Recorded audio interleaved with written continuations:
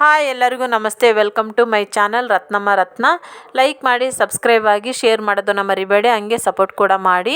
ಇವತ್ತು ನಾನು 5 ನಿಮಿಷದಲ್ಲಿ ರೆಡಿ ಆಗುವಂಥ ಕುಕ್ಕನ್ ಚಿಕನ್ ರೆಸಿಪಿ ಬಗ್ಗೆ ಹೇಳ್ತಾ ಇದ್ದೇನೆ. ನೀವು ಸಹ ಮನೇಲಿ ಟ್ರೈ ಮಾಡಿ ಹೇಗಿದೆ ಅಂತ ಹೇಳ್ಬಿಟ್ಟು ಕಮೆಂಟ್ ಮಾಡಿ. ಒಂದು ಟೊಮೊಟೊ, ಈರುಳ್ಳಿ ಮತ್ತು ಒಂದು ಅರ್ಧ ತೆಂಗಿನಕಾಯಿ, ಒಂದು 4 ಕಾಳು ಮೆಣಸು, ಒಂದು ಏಲಕ್ಕಿ, ಒಂದು ಚಕ್ಕಿ, ಒಂದು 4 ಲವಂಗ, ಶುಂಠಿ, ಬೆಳ್ಳುಳ್ಳಿ, ಹಸಿಮೆಣಸಿನ್ಕಾಯಿ ಎಲ್ಲ ತೊಗೊಂಡ್ಬಿಟ್ಟು ಹುರ್ಕೊಂಡೆ. ಚೆನ್ನಾಗಿ ಹುರ್ಕೊಂಡಾದ್ಮೇಲೆ ನಾನು ಜಾರ್ ಒಳಗಡೆ ಹಾಕ್ಬಿಟ್ಟು ರುಬ್ಕೊಂಡು ಅಷ್ಟೊತ್ತಿಗೆ ನೋಡಿ ಅರ್ಧ ಟೊಮೊಟೊ, ಈರುಳ್ಳಿನ ಕಟ್ ಮಾಡ್ಕೊಂಡಿದ್ದೆ ಮತ್ತು ಕೊತ್ತಂಬರಿ ಸೊಪ್ಪನ್ನು ಬಿಡಿಸಿಟ್ಕೊಂಡಿದ್ದೆ. ಅದನ್ನು ಸಹ ಮಿಕ್ಸಿ ಜಾರಿಗೆ ಹಾಕ್ಕೊಂಡ್ಬಿಟ್ಟು ರುಬ್ಕೋಬೇಕು.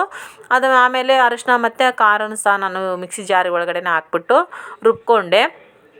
ಅಷ್ಟೊತ್ತಿಗೆ ನೋಡಿ ಎಣ್ಣೆಯಲ್ಲಿ ಫ್ರೈ ಆಗ್ತಾಯಿದೆ ಮತ್ತು ಟೊಮೊಟೊ ಮತ್ತು ಈರುಳ್ಳಿ ಹೇಳಿದ್ನಲ್ಲ, ಅದು ಅರ್ಧ ಕಟ್ ಮಾಡ್ಕೊಂಡಿದ್ದನ್ನು ಚೆನ್ನಾಗಿ ಫ್ರೈ ಮಾಡ್ಕೋಬೇಕು. ಆಮೇಲೆ ಚಿಕನ್ನ ಹಾಕ್ಬಿಟ್ಟು ಚೆನ್ನಾಗಿ ಫ್ರೈ ಮಾಡ್ಕೋಬೇಕು. ಅದು ಚಿಕನ್ ಎಣ್ಣೆಯಲ್ಲಿ ಫ್ರೈ ಮಾಡಿದಾಗ ತುಂಬ ಟೇಸ್ಟಿಯಾಗಿ ಯಮ್ಮಿಯಾಗಿ ಬರುತ್ತೆ.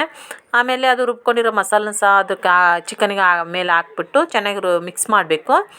ಮಿಕ್ಸ್ ಆದಮೇಲೆ ನೋಡಿ ಅದು ಪೀಸಿಗೆಲ್ಲ ತುಂಬ ಚೆನ್ನಾಗಿ ಅಂಟ್ಕೊಂಡಿರ್ಬೇಕು ಮಸಾಲೆ.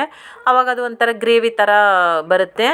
ಆಮೇಲೆ ನೀವು ಸಹ ಮನೆಯಲ್ಲಿ ಹಿಂಗೆ ಮಾಡಿ. ಆದರೆ ನೀರು ಮಾತ್ರ ಹಾಕಬೇಡಿ ಸ್ಟಾರ್ಟಿಂಗಲ್ಲಿ. ಆಮೇಲೆ ಟೇಸ್ಟಿಗೆ ಎಷ್ಟು ಬೇಕೋ ಅಷ್ಟು ಉಪ್ಪನ್ನು ಹಾಕ್ಕೊಳ್ಳಿ.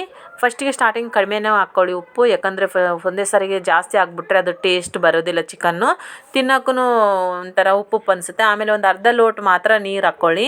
ನೀವು ಜಾಸ್ತಿ ಮಾಡಿದಾಗ ಜಾಸ್ತಿ ಹಾಕ್ಕೋಬೋದು ನೀರು. ಆಮೇಲೆ ಒಂದು 2 ವಿಸಿಲ್ನ ಕೂಗಿಸಿದ್ರೆ ಆಯಿತು, ಚಿಕನ್ ರೆಡಿ. ನೋಡಿ ತುಂಬ ಚೆನ್ನಾಗಿದೆ. ರೊಟ್ಟಿಗೆ, ಚಪಾತಿಗೆ, ಪರೋಟಗೆ ಮತ್ತು ರೈಸಿಗೆ ಒಂದೇ ಥರನೇ ಮಾಡ್ಬೋದು. ತುಂಬ ಚೆನ್ನಾಗಿದೆ. 2 ವಿಸಿಲಲ್ಲೇ ಕುಕ್ಕರ್ ವಿಸಿಲ್ ಹೊಡೆದ್ಬಿಟ್ರೆ ಮುಗೀತು, ಚಿಕನ್ ರೆಡಿ ಆಗುತ್ತೆ. ನೀವು ಸಹ ಮನೇಲಿ ಟ್ರೈ ಮಾಡಿ. Thank you.